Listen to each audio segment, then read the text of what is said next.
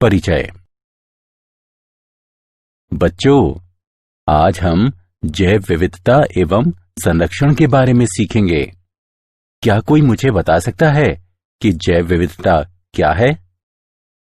जैव विविधता एक विशिष्ट क्षेत्र में पाए जाने वाले जंतुओं की विविधता को संदर्भित करती है। बहुत अच्छे रेशमा।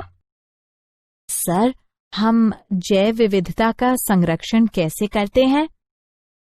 हम राष्ट्रीय उद्यानों, वन्य जीव अभयारण्य आदि की सहायता से जैव विविधता का संरक्षण कर सकते हैं। इस पाठ में आप जैव विविधता तथा इसके संरक्षण के बारे में सीखेंगे। उद्देश्य: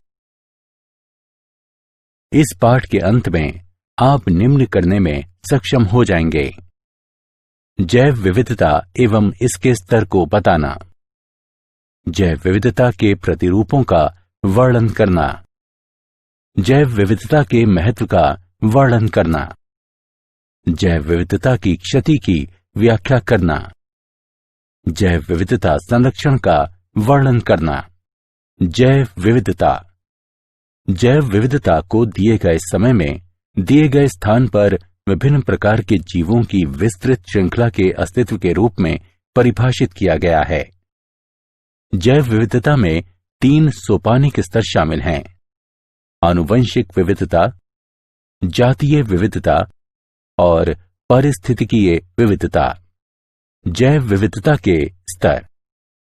आनुवंशिक विविधता: एक जाति के भीतर मौजूद आनुवंशिक भिन्नता आनुवंशिक विविधता कहलाती है। आनुवंशिक भिन्नता अलील में, पूरे जीन में या गुणसूत्रीय संरचना में हो सकती है। जातीय विविधता: जातीय विविधता के 2 महत्वपूर्ण मापदंड हैं। जाति प्रचुरता: इसे प्रति इकाई क्षेत्र जातियों की संख्या के रूप में परिभाषित किया जाता है। जाति संतुलितता: ये सापेक्ष प्रचुरता को संदर्भित करती है, जिसके साथ प्रत्येक जाति को एक क्षेत्र में दर्शाया जाता है।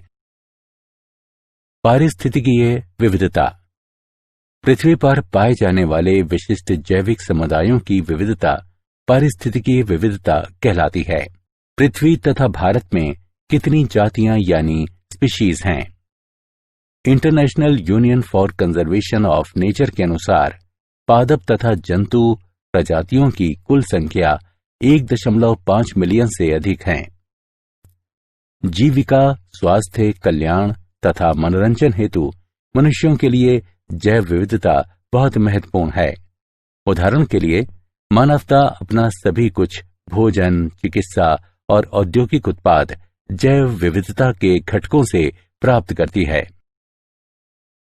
वैश्विक जैव विविधता का प्रतिनिधित्व। भारत में जैव विविधता। संसार के 12 महाजैव विविधता वाले देशों में भारत भी एक है। भारत का भूमि क्षेत्र केवल विश्व का केवल 2.4% है। इसकी वैश्विक जातीय विविधता 8.1% है। भारत में पौधों की 45,000 जातियां तथा जंतुओं की 90,000 से 1 लाख जातियां हैं। वास्तव में अभी कई जीवित जातियों की खोज तथा नाम दिए जाने की आवश्यकता है। जैव विविधता के प्रतिरूप। अक्षांशीय प्रवणता। जैव विविधता पृथ्वी पर एक समान नहीं है। ये अक्षांश या ऊंचाई में परिवर्तन के साथ साथ बदलती है।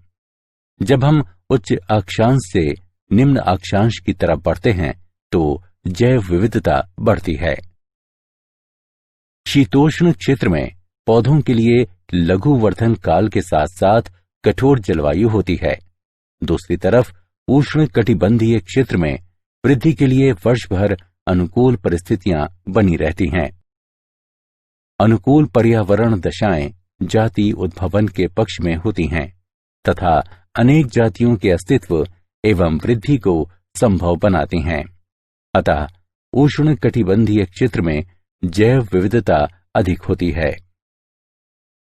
उदाहरण के लिए, उष्ण कटिबंधीय वर्षा वनों में संवहनी पौधों की जातियों की माध्य संख्या प्रति 0.1 हेक्टेयर नमूना क्षेत्र में 118 से 236 तक होती है, जबकि ये शीतोष्ण क्षेत्रों में केवल 21 से 28 जातियों की सीमा में होती हैं।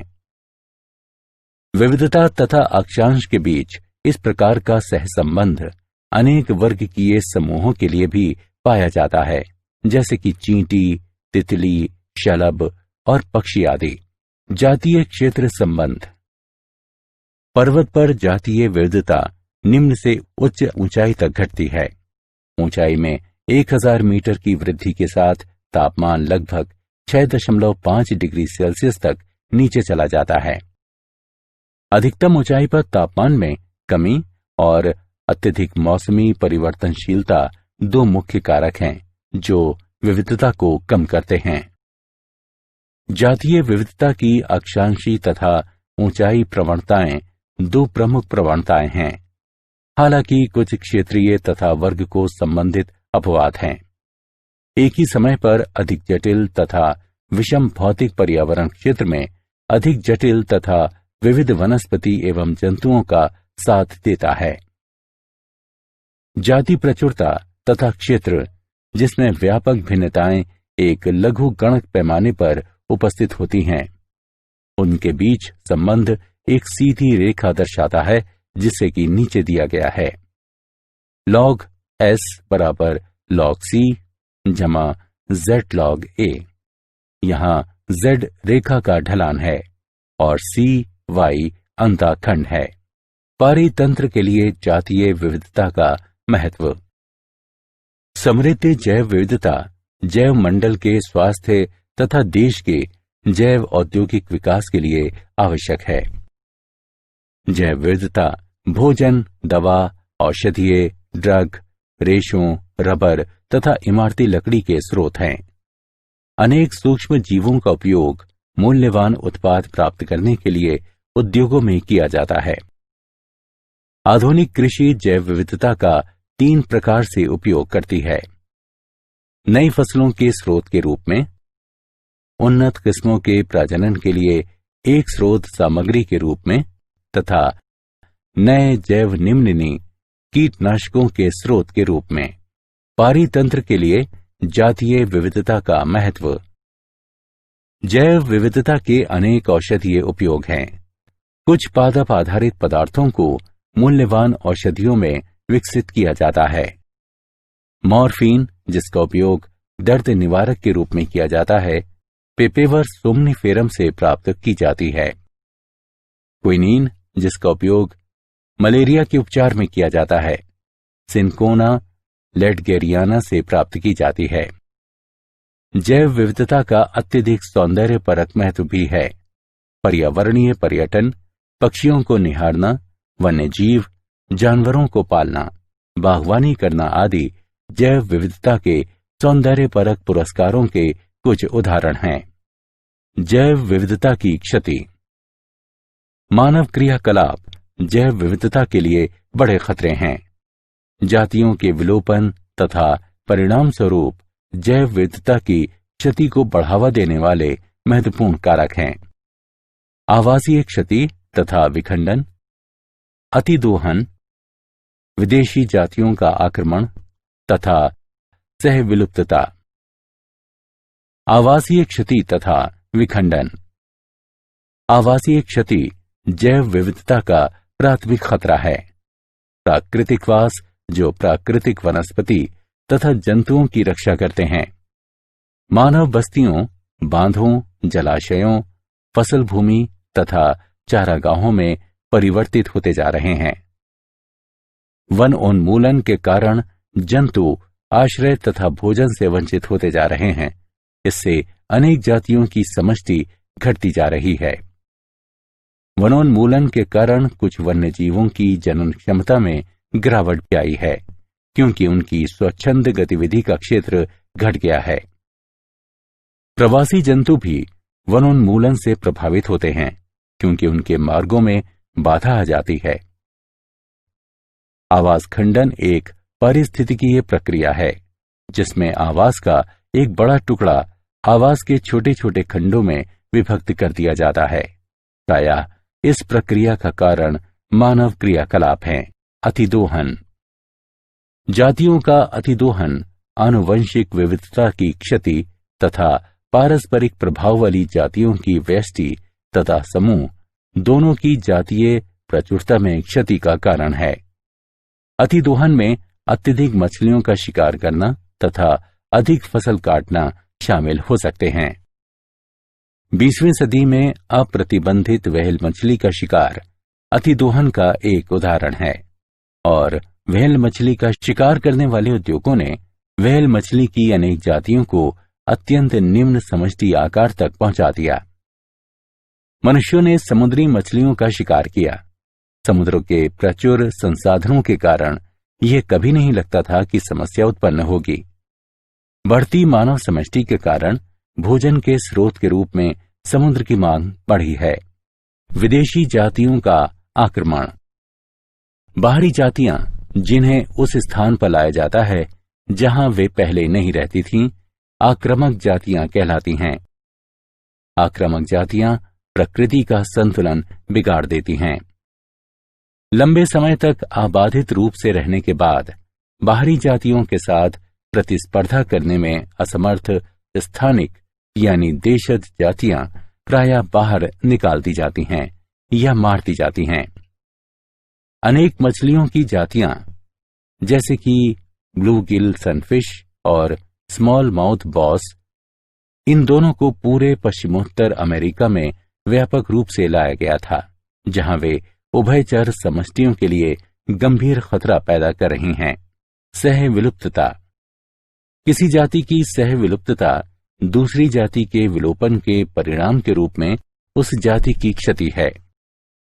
उदाहरण के लिए, जब एक पोषक मछली विलुप्त हो जाती है तो उस मछली पर रहने वाले सभी सूक्ष्म जीव भी विलुप्त हो जाते हैं। जैव विविधता संरक्षण। हमें जैव विविधता को क्यों संरक्षित करना चाहिए? जैव विविधता जल चक्र का स्थिरीकरण, मृदा उर्वरता का रखरखाव, फसलों एवं अन्य वनस्पतियों का परागण तथा पर निषेचन, मृदा अपरदन के विरुद्ध सुरक्षा और भोजन उत्पन्न करने वाले एवं अन्य परितंत्रों की स्थिरता सहित पारिस्थितिकीय प्रक्रियाओं को बनाए रखने में महत्वपूर्ण भूमिका निभाती है। जैविक विविधता का संरक्षण खाद्य श्रृंखला के अस्तित्व को बनाए रखने के लिए महत्वपूर्ण पारिस्थितिकीय विविधता के संरक्षण को बढ़ावा देती है। ये कई सौ मिलियन लोगों की आजीविका, संस्कृति और अर्थव्यवस्था के लिए आधार प्रदान करती है। यह कृषि के सतत उन्नयन तथा वैज्ञानिक एवं औद्योगिक क्षेत्रों में महत्वपूर्ण खोजों के लिए आनुवंशिक आधार भी प्रदान करती है। जैव विविधता को हम कैसे संरक्षित करें? भारत समृद्ध जैविक विविधता वाला देश है और इसने वैश्विक जैव विविधता में काफी योगदान दिया है। भारत फसलीय पौधों की 167 खेती की जाने वाली जातियों तथा 320 वन्य संबंधित जातियों का देश है। विभिन्न जैव विविधता प्रबंधन तंत्र स्वस्थाने एवं बाह्य स्थाने दोनों संरक्षण कार्यक्रमों में शामिल हैं।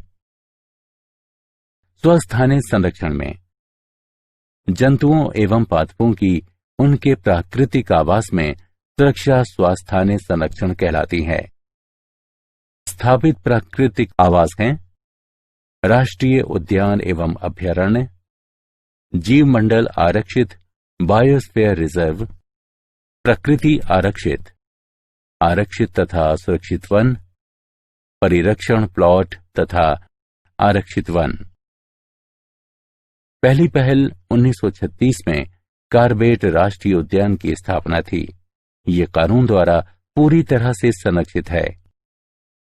पार्क में जलाने वाली लकड़ी बीनना और जानवरों को चराना जैसे मानव क्रियाकलाप की अनुमति नहीं है। अभयारण्य भी संरक्षित हैं, लेकिन इनमें कुछ मानव क्रियाकलापों की अनुमति दी गई है। स्वस्थाने संरक्षण जीव मंडल रिजर्व संरक्षित क्षेत्रों की एक अन्य श्रेणी है।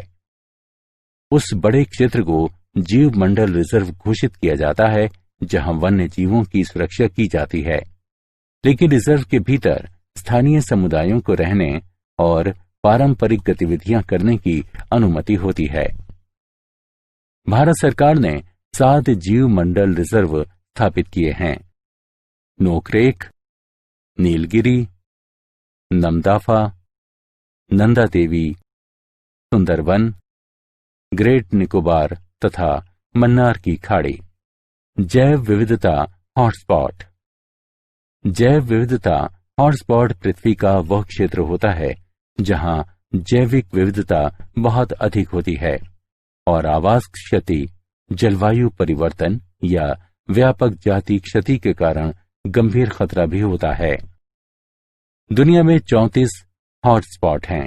भारत में 3 जैव विविधता हॉटस्पॉट हैं। वे हैं पश्चिमी घाट, हिमालय और भारत बर्मा के क्षेत्र। वायस्थानीय संरक्षण। पादप एवं जंतुओं के वायस्थानीय संरक्षण में उनके प्राकृतिक आवास से अलग एक विशेष स्थान पर उनकी सुरक्षा करना शामिल है। उदाहरण के लिए जंतु उद्यान, वनस्पति उद्यान। फसलों, जंतुओं, पक्षियों एवं मछली प्रजातियों के सभी आनुवंशिक पदार्थों को national bureau of plant genetic resources नई दिल्ली तथा national bureau of animal genetic resources आदि के द्वारा संग्रहित एवं संरक्षित किया जाता है। जब हम जाति को उसी आवास पर पुनः लाते हैं जहां से ये विलुप्त हो गई थी, तो ये वायस्थानीय संरक्षण का एक अन्य रूप होता है। उदाहरण के लिए गंगा नदी में पाए जाने वाले घड़ियालों को उत्तर प्रदेश, मध्य प्रदेश और राजस्थान की नदियों में पुनः लाया गया, जहां ये विलुप्त हो गए थे। क्या आप जानते हैं, हमारे माननीय प्रधानमंत्री श्री मनमोहन सिंह ने द हैदराबाद प्लेज की शुरुआत की और कहा कि उनकी सरकार भारत में जैव विविधता संरक्षण हेतु संस्थागत तंत्र को मजबूत बनाने के लिए $50 मिलियन का अनुदान देने का निर्णय लिया है। सारांश। आइए हमने जो कुछ सीखा है उसे संक्षेप में दोहराएं। जैव विविधता को दिए गए समय में दिए गए स्थान पर विभिन्न प्रकार के जीवों की विस्तृत श्रृंखला के अस्तित्व के रूप में परिभाषित किया गया है। जब हम उच्च अक्षांश से निम्न अक्षांश की तरफ बढ़ते हैं तो जैव विविधता बढ़ती है। पर्वत पर जातीय विविधता निम्न से उच्च ऊंचाई तक घटती है। जैव विविधता जैव मंडल के स्वास्थ्य के लिए महत्वपूर्ण है, क्योंकि ये भोजन स्रोत के रूप में कार्य करती है और इसका अत्यंत सौंदर्यपरक महत्व भी है। मानव क्रियाकलाप जैव विविधता के प्रमुख खतरे हैं। इसमें आवास क्षति तथा खंडन, अतिदोहन, विदेशी आक्रमण जातियां, सह विलुप्तता शामिल हैं। पादप एवं जंतुओं की उन्हीं के प्राकृतिक आवास में सुरक्षा इन सेतु संरक्षण कहलाता है। पादप एवं जंतुओं के एक्स सेतु संरक्षण में उनके प्राकृतिक आवास से अलग एक विशेष स्थान पर उनकी सुरक्षा करना शामिल है।